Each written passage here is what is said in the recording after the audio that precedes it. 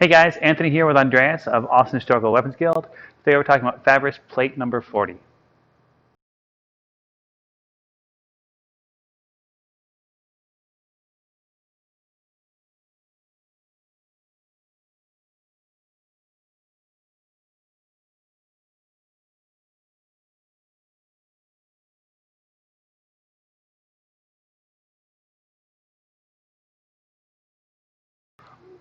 In Plate 40, Fabris chose a wound of a second against a passing fourth.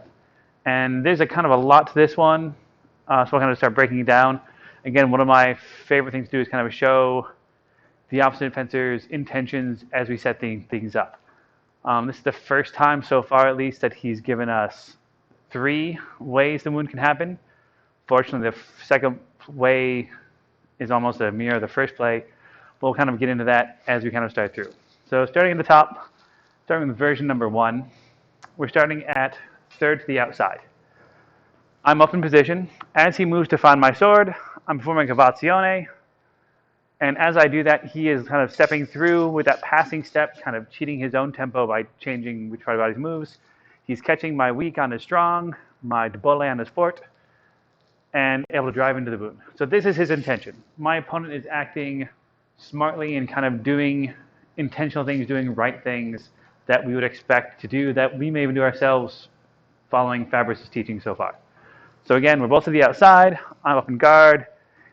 I cavazione, and he takes that tempo to step through. This is something very similar to some of the stuff we've seen in some of the more recent videos. My option here is taking a passing step of my own, again stepping well off to the outside line, to the left side, and I'm trying to avoid his blade as it comes up. Very similar to some of the counters out of the Girata. I'm dropping myself below his wound. So I really need him to be attacking my chest. If this is done slowly, as you're learning it, be aware your partner may be able to kind of drop their sword more because they're lacking that intention, they're lacking that inertia that the real attack is going to have. So working from distance, working from measure, playing at the plate slowly. I'm up in third. As he moves to find a cavazione, he does the same press through. Now I can avoid just like this. And to avoid this from skewering me, which you can see is about to happen right now, I take that passing step and lean off this side to make a wound myself. So again, third, I cavazione, and then I drop as I see that coming in, staying nice and low, keeping my arm nice and high, keeping his sword up and away from me as we move through there. As kind of a follow-up corollary, Fabris gives us this second play, which feels very similar. We're both kind of starting up in third to the inside. No one's really found anyone. We're kind of sitting here in the stalemate. So during this kind of tense moment, I move to fourth quickly just to kind of bait an opening, right? I'm not committing anything. I'm not driving in to make an attack. I'm just making a guard transition, which makes a huge opening, as you see as you work through this play. Taking that, the opponent's going to drive in. Again, same thing we just did before, turning into fourth, attacking the weak of the sword with your strong, attacking and making that wound. However, as he's doing this, same thing I did last time. I make the opening, I drop, turn to second, and step out, stepping away. So again, a bit more distance, get the cameras there. So we're both up, move to fourth, bait the opening, I drop and turn, stepping out, getting way offline, keeping my sword nice and high, keeping that between myself and his attack. Last option we have, again, third to the outside. This is going to mirror one of the plays we saw, I believe, 38, 39, one of the more recent ones, against a cut. So again, as we're to the outside, this time up, as he moves to find, I'm going to step around and make this cut. And at this point, it's pretty automatic. He's going to take the passing step, drive this through, make that wound.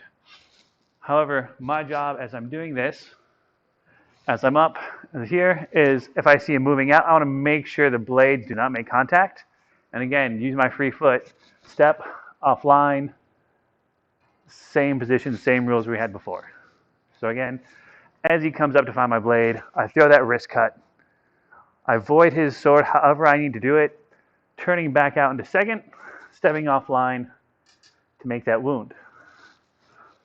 Fabris does note at the end of this section that you really want to make sure he's kind of highlighting the dangers of parrying, even parrying with making an attack. All these actions that the opponent is doing in these drills is parrying an attack, driving in. They're really attacking the weak of the opponent's sword with their own strong. And even if you're doing that with a threat, with an action to keep yourself safe, if your opponent voids, if your opponent's able to read that attack and get out of the way, you expose yourself to counterattack to other strikes. So I hope that's useful. I hope that makes sense. If there are other questions, comments on these plays, this interpretation, please feel free, reach out, comment below. Otherwise, thank you again for watching.